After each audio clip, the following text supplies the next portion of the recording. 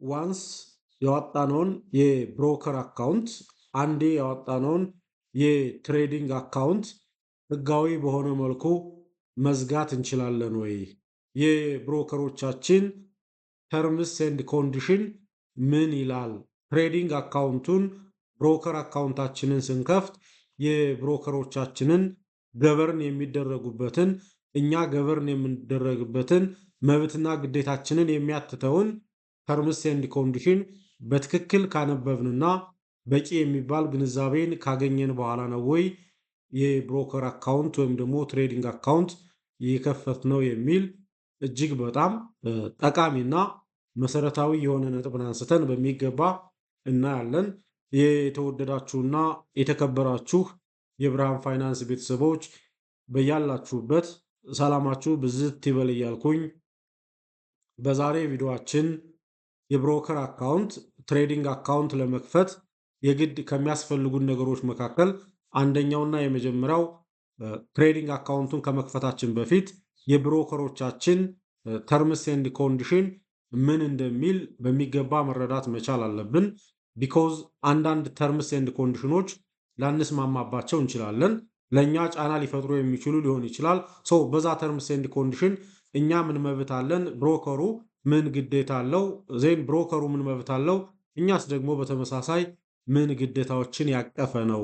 ዊን ዊን የሆነ ነው ወይ? ተርምስ ኤንድ ኮንዲሽን በሚገባ መነበብ መቻል አለበት። ይሄ አግሪመንት እንደመሆኑ መጠን እንደመፈረማችሁ መጠን ኦልሬዲ አግሪ ያደረጋችሁ ማለት እዛ የተቀመጠ አጠቃላይ ተርም ኤንድ ኮንዲሽን እናንተን ገበርን ያደርጋችኋል፣ ዜን ብሮከራችሁንም ገበርን ያደርገዋል እንደማለት ስለሆነ ሁላችንም ትሬዲንግ አካውንትን ብሮከር አካውንታችንን ከመክፈታችንና ወደዛ ከመግባታችን በፊት ብሮከር የምናደርገውን ተቋም ተርምስ ኤንድ ኮንዲሽን በሚገባ ማየትና እያንዳንዱ ነጥብ መረዳት በእጅጉ አስፈላጊ ነው። ቢኮዝ በኢትዮጵያ የሰነደ ሙዓለ ንዋይ ገበያ አክቲቭ ኢንቨስተር ሆኖ ለመንቀሳቀስ የግድ ከሚያስፈልጉን ነገሮች መካከል አንደኛውና የመጀመሪያው ብሮከር አካውንት መኖር፣ ትሬዲንግ አካውንት መክፈት ነው።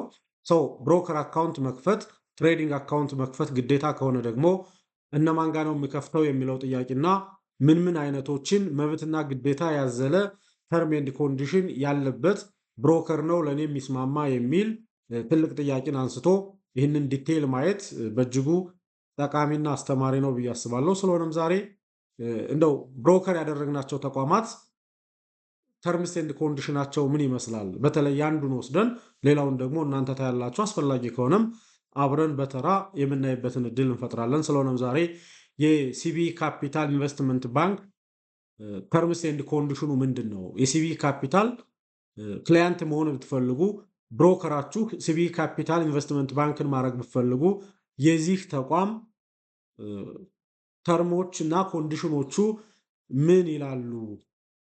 ሪሊ የከፈትነውንስ የብሮከር አካውንት ትሬዲንግ አካውንት መልሰን ህጋዊ በሆነ መልኩ መዝጋት ስንፈልግ መዝጋት እንችላለን ወይ?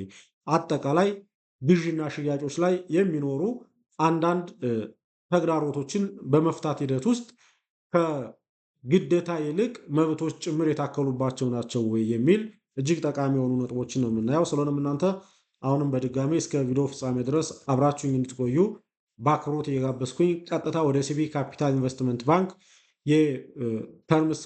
የተርምስ ኤንድ ኮንዲሽኖችን ወደ ማየት ነው የምንሄደው። እንደምታዩት ሲቢ ካፒታል ኦፊሻል ዌብሳይት ላይ ነው ያለ ነው። ዜን ትንሽ ዝቅ ስትሉ የሲቢ ካፒታል ብሮከሬጅ አካውንት ስንከፍት ተርምስ ኤንድ ኮንዲሽኑን ማየት እንዳለብን በሚገባ አጽንኦት ሰጥቶ በፒዲኤፍ አፕሎድ አድርጎልናል። እሱን አውርደን እኛ በሚገባ ማንበብና መጠቀም ከተስማማን ደግሞ ይህንን ተቋም የእኛ ብሮከር አድርገን ትሬዲንግ አካውንት እንዲከፍትልን ፍቃድ መስጠት የእኛ ጉዳይ ነው የሚሆነው። ስለዚህ ወደ ዝቅ ስትሉ እንደምታዩት ምን ይላል እዚህ ጋር ሲቢ ካፒታል ብሮከሬጅ አካውንት ተርምስ ኤንድ ኮንዲሽንስ ይላል። ሲቢ ካፒታል ኢንቨስትመንት ባንክን ብሮከሬ አድርጌ ከመቀበሌ በፊት ቱቢ ፍራንክ ይህንን ተርምስ ኤንድ ኮንዲሽን በሚገባ ጽድት ባለመልኩ በተለይ ደግሞ አንዳንድ ቦታዎች ላይ ጥንቅቅ ባለመልኩ አንብቤ ከተረዳው በኋላ መሆን መቻል አለበት። ይህንን እናንተ ማድረግ መቻል እንዳለባችሁ መረዳት መቻል አለብን። ይህንን ኦፕን እንበለውና ወደዚህ ይወስደናል። ይሄ አጠቃላይ ተርምስ ኤንድ ኮንዲሽኑ ነው። እንደምታዩት ሲቢ ካፒታል ኦልሬዲ አፕሎድ ያደረገልን ተርምስ ኤንድ ኮንዲሽን ነው። ለበለጠ መረዳት እንዲመቸን ግን ይህንን ኦልሬዲ ዳውንሎድ ስላደረግኩትኝ ወደዚህ ብናልፍ የበለጠ ለመረዳት ምቹ ይሆንልናል ብዬ በማሰብ ወደዚህኛው ይዣችሁ መጥቻለሁ። ዶክሜንቱ ግን ከዛ ያመጣሁት እንደሆነ እናንተ እንድትረዱ በአጽንኦት ለመግለጽ እወዳለሁኝ። በርካታ ነጥቦችን ያቅፋል። እንግዲህ እንደምታዩት ሲቢ ካፒታል ብሮከሬጅ አካውንት ተርምስ ኤንድ ኮንዲሽንስ ነው የሚለው በአርቲክል የተከፋፈለ ነው። በዚህ ተርምስ ኤንድ ኮንዲሽን ሲቢ ካፒታል እና እናንተ ሲቢ ካፒታል ኤንድ ደ ክሊያንት ነው የሚለው ኤንድ ደ ክሊያንት ምን አድርገዋል ነው ኦልሬዲ አግሪ አድርገዋል። ክሊያንቱ ማን ነው? እኛ ነን። ብሮከር አካውንት ወይም ደግሞ የትሬዲንግ አካውንት እንዲከፈትልን አፕሮች ያደረግነው ሰዎች እንግዲህ እኛ ድርጅቶች ልንሆን እንችላለን። ኢንስቲቱሽናል ኢንቨስተር ከሆን ግለሰቦች ከሆን ደግሞ ሪቴል ኢንቨስተር፣ ኢንዲቪዥዋል ኢንቨስተር ልንሆን እንችላለን። ዲያስፖራ ከሆን ዲያስፖራ ኢንቨስተር ልንሆን እንችላለን። ዋቴቨር ግን ሲቢ ካፒታል ትሬዲንግ አካውንት ብሮከር አካውንት እንዲከፍትልኝ ተስማማው ማለት እዚህ ጋር ያለ በሙሉ ተርምስ ኤንድ ኮንዲሽን አንብቤ በሚገባ ይገዛኛል፣ መብቶቼን ያስጠብቅልኛል ብዬ ተስማምቻለሁ እንደማለት እንደመሆኑ መጠን ሁላችንም ይህንን ተርምስ ኤንድ ኮንዲሽን በየብሮከሮቻችን አንብበን በሚገባ ከተረዳን በኋላ መሆን መቻል እንዳለበት ይሰማኛል። በርካታ እንደመሆኑ መጠን ሁሉንም ዛሬ አንዳስስም። እጅግ በጣም መነካት ያለባቸውና ፍሮንት ላይ ብናቃቸው አትሊስት የተወሰነ ክሉ ይሰጡናል ያልኳቸውን ብቻ ነጥቦች አንስተን እናያለን።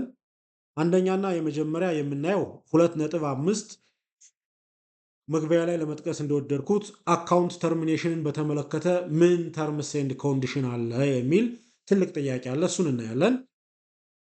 የብሮከር አካውንታችንን ትሬዲንግ አካውንታችንን ተርሚኔት ማድረግ ይቻላል። በሁለት መልኩ ተርሚኔት ማድረግ ይቻላል።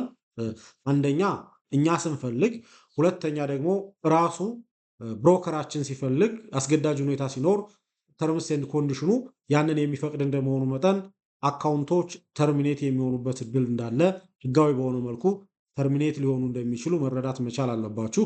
ነገር ግን ተርሚኔሽኑ የሚሆነው በምን ብቻ ነው ተብሎ ነው የሚታሰበው? ሪትን የሆነ ሪኳስት ስታስገቡ ነው።